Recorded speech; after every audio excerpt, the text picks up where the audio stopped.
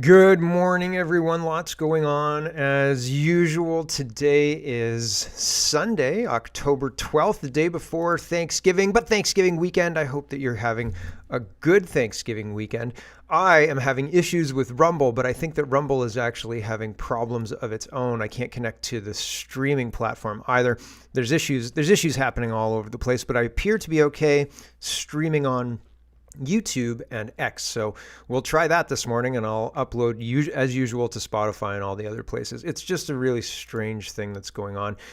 Thanks for confirming on the chat there that things are okay. If it's not okay, I'm going to just upload it later. So if the stream starts really struggling or something like that, let me know and I'll just kill it. But it's a weird thing that's going on today. Anyway, I wanted to do trade with China, EVs, canola, and more. It's going to be an interesting thing because this is pairing off with Trump starting a war with China, an economic war with China. And we're going to see if that actually comes to fruition maybe tomorrow morning. We'll see. Who knows? It seems like China and Trump are at an impasse, and Trump is just not going to let it go. So we'll see. We'll see. I don't know what's going to happen with that one. Baber's C9 and the changing of definition of hate speech from the Supreme Court definition to this new legal definition, and he's wondering about that. I think it's an interesting back and forth, 5 minutes, well worth it. Link will be in the description. But we'll talk about that this morning as well. Something weird's going on with this Nobel Prize. There's something strange happening here, and it's a weird thing, and we got to talk about it. And I've got a little bit of tabloidy news to start us off. I was struggling thinking of a title, and then I was like, where are we starting today? And I was like, oh yeah, right, that happened. So there's lots to get to. Let's get to it first. Leah says, Canadian Thanksgiving traces back to explorers like Martin Frobisher and Samuel de Champlain's Order of Good Cheer in 1606.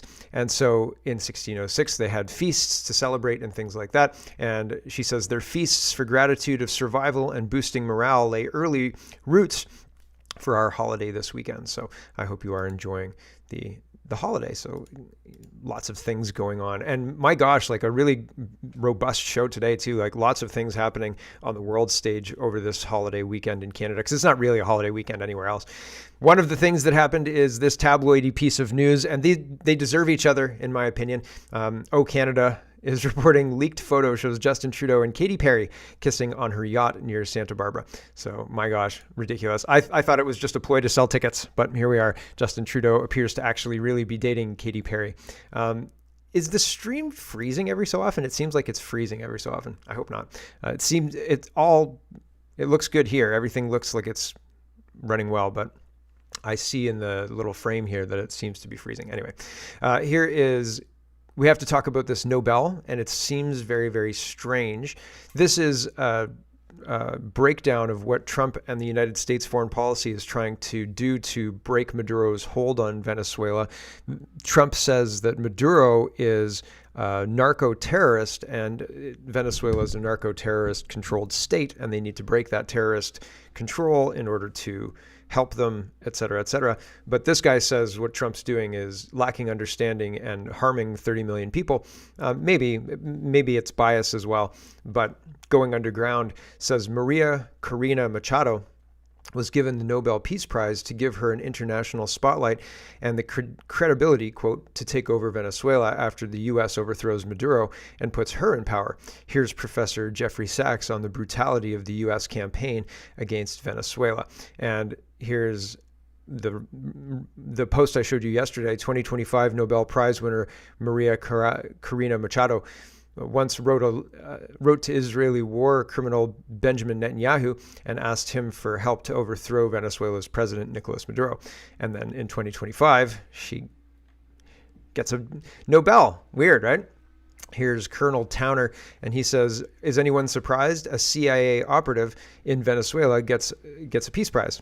So is this person a CIA operative? Maybe, right? So pretty wild stuff. Here's President Trump, and he says, the opposition leader in Venezuela called me. Very classy lady. Here we go. The person who actually got the Nobel Prize called me and said, I'm accepting this in honor of you because you really deserved it. That a very nice thing to do.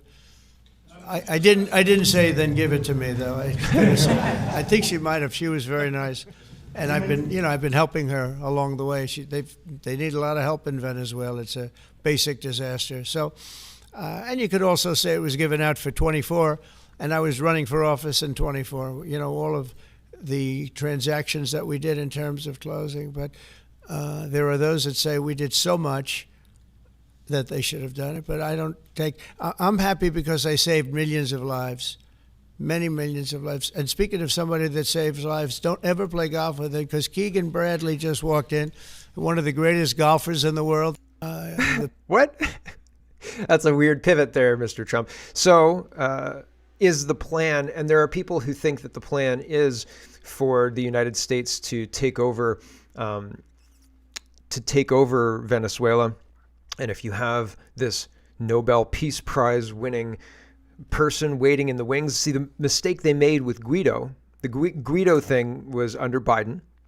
The G7 was backing it, and it stank to high heaven. It glowed from here. I could see the glowing from my house. It was ridiculous, right? Everybody was like, you can't just overthrow a state and put in your preferred person just because you don't like this person. They didn't have the narco-terrorism angle.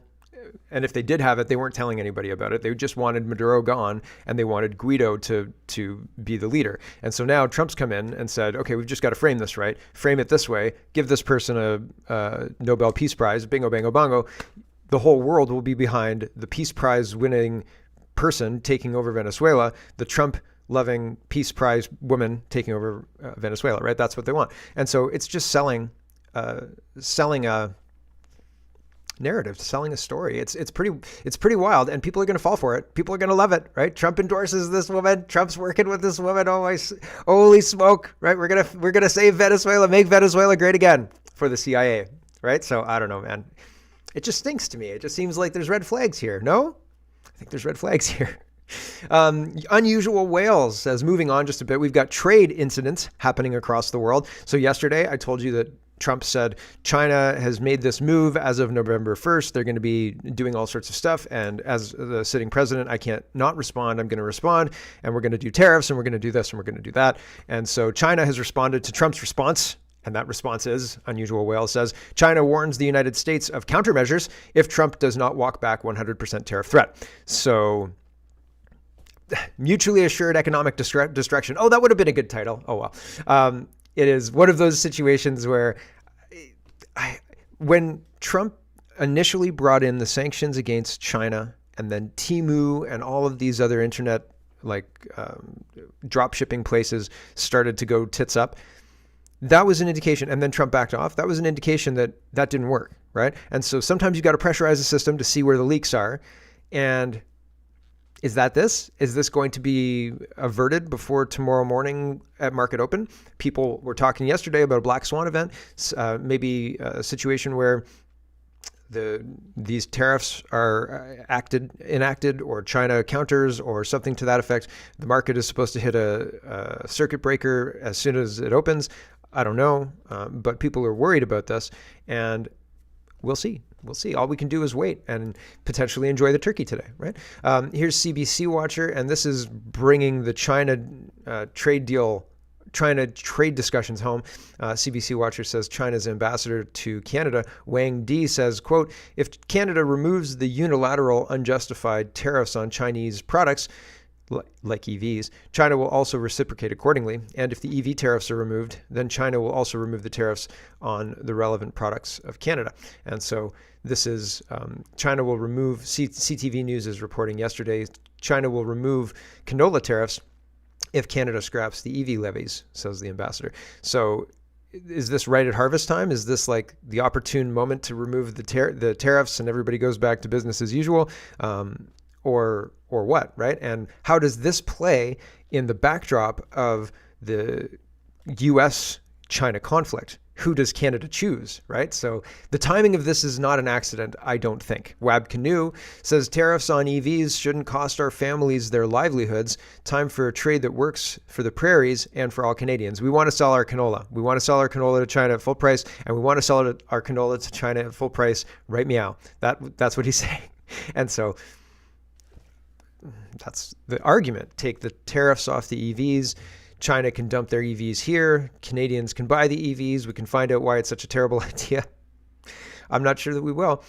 Food Professor weighs in on this thing, and he's responding to himself. And the headline is, Dear Ottawa, you can't eat an electric vehicle. China is handing Canada a solution on a silver platter to end the trade dispute hurting our farmers. Time for Ottawa to grow up geopolitically and act in the national interest. And yeah, I don't know. He says if Prime Minister Carney is as smart as many Canadians believe, if you watch this show, you know, I don't think that Mark Carney is very intelligent. I don't think that he could go toe to toe with Joe Rogan. I don't think he'd have 3 hours of things to talk about that would be interesting, right? I just don't. I don't. It's interesting. It's interesting when people who you think are really layered and have a lot to talk about peter out after an hour. It's like, okay, well, I guess there's nothing else to talk about. See you later. And then people who you don't really expect would have a whole lot to say. You find, holy cow, you're an expert on your thing. Like there was a guy who did a thread on llamas. I was like, wow, I didn't know any of that about, or camels. It was camels, the camel guy, right? And so you find out these things. And if you love your topic, it can be an interesting 3 hours that disappears in like 30 seconds, right? Robert Schoch, right? Schoch is the Egyptologist. He was a cartographer, or he was a rock guy. He was not an Egyptologist at first, and he was just somebody who looked at how water erodes rocks and what water does to surfaces and structures over time. And they said, you got to come and look at the Sphinx. These Egyptologists talked him into coming and looking at the Sphinx. And he was like, and they said, how old is that thing? And he said, oh, like super old, really, really old. Like you can tell because of the nose and so on and so forth. And so he brought insight that the Egyptologists were unable to see because they were locked into their ideology. Anyway, that was an interesting 3 hours, but it's interesting when people don't have anything. And I don't think Mark Carney has anything. I don't think he's deep at all, right? He might be able to talk about Brookfield, but even then, I don't think he'd be an engaging speaker. It wouldn't be interesting. Mark Carney says he spoke with Zelensky. This is weird. This is a strange kind of turn of events. At 3 o'clock, 2:54 p.m. yesterday, Mark Carney says, I spoke with Zelensky earlier after yesterday's abhorrent Russian attack on Ukraine's energy grid, which left thousands of Ukrainians without power. Canada will support Ukraine's defense of critical infrastructure. Alongside our coalition partners, Canada remains committed to providing military and financial support for Ukraine and to increasing pressure on Russia to end its unjust war of aggression. And so that's not good, right? And I don't think that we should be supporting foreign wars, but my position on that is well known if you watch this show. So I just don't think we should be supporting foreign wars. I just don't think it's a good idea. And then here is what happened yesterday in Ukraine. Russia News is reporting Zelensky bombs a shopping center in Russia's Donetsk just hours after a phone call with Trump.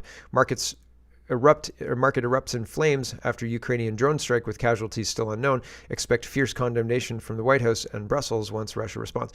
So this war still seems to be raging on, and Canada is saying, we got to support Ukraine. And indeed, like Russia, this is reporting by Russia, so take it with a grain of salt. I don't know. This is Russia News, right? So it's Mog Rush.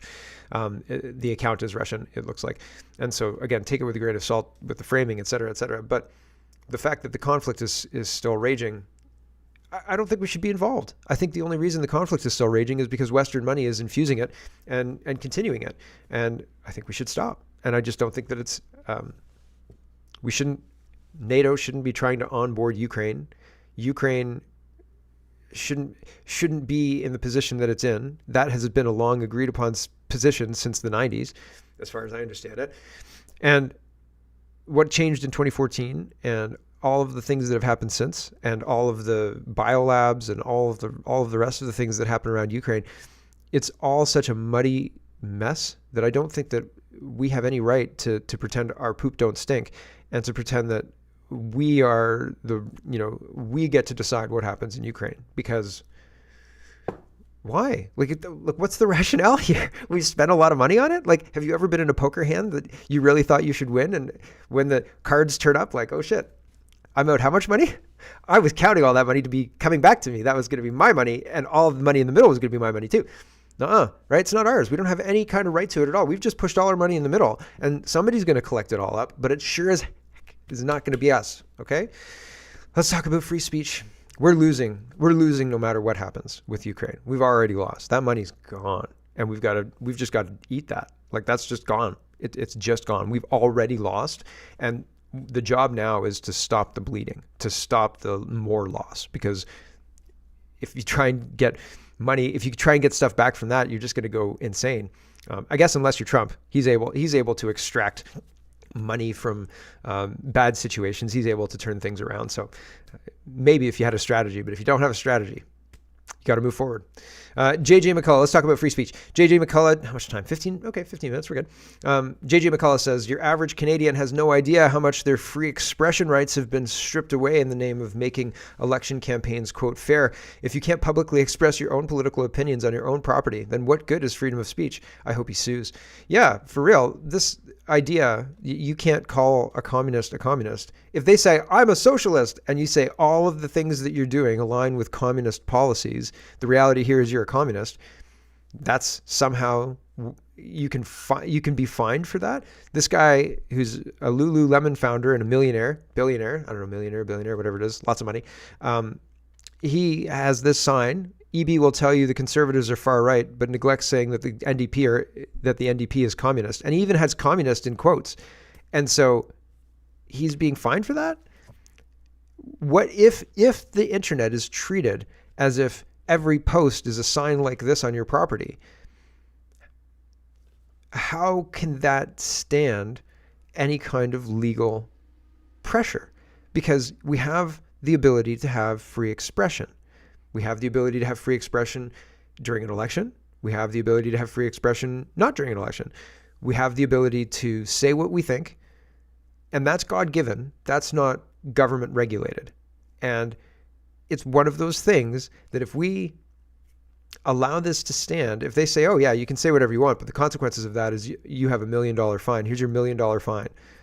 That's intolerable. That's not a situation that is free speech. That is, we will economically destroy you for speech we don't like. And that's not the same thing. And so, man, people do not understand how dangerous this is. And this does, I don't know if this sets a precedent, but I'm sure there's going to be a legal challenge. I hope there's a legal challenge. So we'll see. Oops, I didn't mean to do that. We'll see how that all plays out. Here is, oh my gosh, everything's going wrong on this series of tabs here. It's a comedy of errors. Okay. Roman Babber, he says, on Thursday, I got to drill the Department of Justice officials on Bill C-9, the hate speech bill. They are exposed. Watch. The whole video is worth watching. Here's just a little bit of it, a minute, maybe a minute and a half, maybe 2 minutes. Here we go. Ms. Brace, have you reviewed the Supreme Court's definition of the phrase hatred in advance of drafting Bill C-9? Yes or no? Yes. The Supreme Court's definition of hatred includes the words emotion of an intense and extreme nature. Why have you dropped those words from your proposed definition of Bill C-9? Thank you for the question. The definition reflects or captures the body of Supreme Court of Canada jurisprudence on the definition of hatred. The extreme and intense description is captured by the words vilification and detestation, as the minister had pointed out earlier. It is also clear that it is stronger than disdain and dislike. And so the definition, the intent is to capture the Supreme Court of Canada jurisdiction by indicating the high threshold of what is hatred and the narrow scope of it. I don't agree with you that you can have a disdain or dislike that's not necessarily extreme in nature or not intense in nature. And I also note that the definition is conjunctive. It's both intense and extreme, something that the Supreme Court has clearly articulated and is still good case law today. Were you instructed by the minister or any political staff to drop the words intense and extreme nature from the definition? MP Bathurst, so thank you for the question. We want to be very clear on what the government's perspective is, and certainly, please go ahead. Have heard the concerns that you've expressed. The question was: Have you been instructed by the minister or any of his staff to drop the words intense and extreme nature from the definition? No, and the government's position in what it is advancing in the definition is intended to reflect the Supreme Court jurisprudence. That is what we are seeking to do. You can have an intense and extreme nature for a positive emotion. You could be happy in a very intense and extreme nature. You could love a loved one intensely.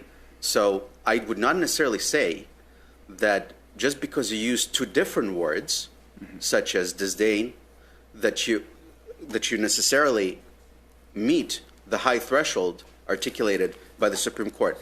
I'd like to go back to your point. We'll just leave it there.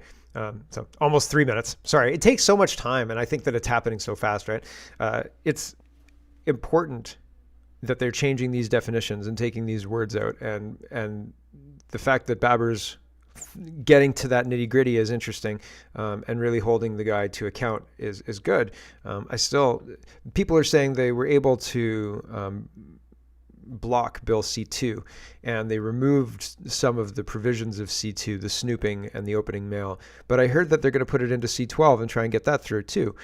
So if they split these bills, if they remove these bad parts of these bills, then maybe the Conservatives do have a strategy. I still haven't seen the strategy. I'm trying to understand the strategy because I want to understand the strategy so I can tell you and then critique the strategy. So far it seems messy and not cohesive, not coordinated, not focused. It doesn't seem like there's a focused strategy to do anything other than to fight with the Liberals on Twitter and support them mostly in the House of Commons. Bill C2, again, they got broken up. But I fear once they open these doors, they're going to go whole hog. They're going to go and arrest people and then say, oh, well, we didn't know. And like the UK is doing that. They they went too far. And the courts are not backing it up. Lucy Connolly didn't serve her 30 months. And so all sorts of things are happening. Pushback is happening. I wish I understood it more broadly so I could explain it to you and critique it better. Here we go. Mr. Speaker, This is Matt Strauss, and we already listened to the second half of this, but it's worthwhile listening to the beginning of this. This is from a few days ago, and this tweet is talking about, Vesper says, this is all, the quote you'll hear, he's talking about, I think it's C8 or C9, and his deep concern for the bill. And he goes through and he says, it gets worse, Mr. Speaker, it gets worse, it gets worse. So you'll recognize it once you get to the part where I've already played it, but here we go. Speaker, when I read this bill for the first time, my jaw hit the floor. As I had previously discussed in this House, my motivation for signing up to become a politician was the violation of basic charter rights that the Liberals perpetrated in the last Parliament. And even with that background in mind, I had hoped that they perhaps had been chastened and they would not try so hard to claim onto themselves powers explicitly forbidden by our Constitution in this Parliament. But I was wrong. And before I start talking about this bill today, let me just say, Mr. Speaker, it has been shocking to listen to Liberals claim to defend charter rights when they themselves violated Section 2 and Section 8 of our charter when they imposed the Emergencies Act, and that was determined by Justice Mosley of the Federal Court. All the Liberal members in the last Parliament voted to do that, and I do not want to hear any more about defending charter rights from any such member who has not apologized for that violation. Now on to the present bill. I am concerned, as I say, by the following sections. 15.1 and 15.2 give the minister the unprecedented, incredible power to kick any private Canadian citizen off the internet, to cut off their phone line, to turn off their cell phone. That is the plain language summary, but I will quote now the bill in its legalese. If there is reasonable grounds to believe that it is necessary to do so to secure the Canadian telecommunication system against any threat, the minister may prohibit a telecommunication service provider from providing any service to the specified person. Now, perhaps this might make sense to do in an extreme circumstance if a person is trying to cause our satellites to crash or to jam military radar. But this section does not use language about extreme threats of physical damage or threats to national security. It says any threat. And as far as I can tell, given the Liberals' incautious and bombastic use of terms like misinformation, that being any information they don't like, or existential threat, for instance, the member from Milton called the leader of my party an existential threat to our democracy, which is, of course, bananas. So given their incautious and bombastic use of these phrases, it seems to me that the industry minister could deem any speech she doesn't like any threat, and then kick that person off the internet. This section reaches Chinese Communist Party levels of government overreach, and they should be ashamed of themselves. And that's not even understating it. He's got it, but it gets worse. And there's 2 more minutes of it gets worse. So, and we've listened to that before. Here's CBC watcher. Carney has asked, I'm curious, are you comfortable with the notion that police or intelligence can go to any service provider? It could be doctors, counselors, child therapists, pharmacists, and obtain information about if someone is a client, since when, where they obtain those services without a warrant. Carney, and when it is merited, there's probable cause, possible expectation, potential illegal trafficking of, for example. And this is the case, unfortunately, in our society of precursors and components of fentanyl, which kills thousands of Canadians every year. Carney is trading your privacy rights under the guise of fixing a problem that the Liberals created, a free flow and use of illegal drugs that are killing Canadians. So they're saying we have to have this bill where Canadians are being asked, do you provide these services to this person for how long, et cetera, et cetera? And I'm concerned it could be anybody, right? Like lawyers, doctors, pharmacists, and so on. Police can go and ask these people these questions. They have to answer, as far as I understand it, without a warrant. And that's not safety. That is tyranny. And I think we have to leave it there for the stream. Oh, we've got one more. We've got one more here. We'll do this one. Vicky says, when citizens march, they're far right. When mobs riot, they're activists. Welcome to modern Britain. A group of British men and women marched through Falkirk with Union Jacks and Salteers, I'm getting that wrong, sorry, peacefully, legally, and under police supervision to protest mass immigration and the housing of asylum seekers in local hotels. And suddenly, the media loses its mind. Masked mob, they scream, as if Falkirk had just been invaded by an army of extremists rather than frustrated taxpayers. Funny, isn't it? When Stand Up to Racism shouts through megaphones and blocks roads, it's called community solidarity. When locals dare to question why their town's hotels are being filled with illegal migrants instead of paying guests, it's hate. The same journalists who weep about democracy can't handle the sight of ordinary people waving their own flag. Union Jacks, intimidating. Palestinian flags, empowering. Here's the truth. The Falkirk protesters aren't thugs. They're citizens who are tired of being ignored, patronized, and smeared by the very politicians who created this crisis. If demanding a secure border makes one far right, then perhaps the center has finally collapsed, buried under decades of political cowardice and media spin. The people of Falkirk didn't march against humanity. They marched for it, for safety, sovereignty, and a country that still belongs to its people. And with that, we'll say goodbye to the stream. Thanks for watching, everybody, and have a happy Thanksgiving, and we'll talk to you tomorrow.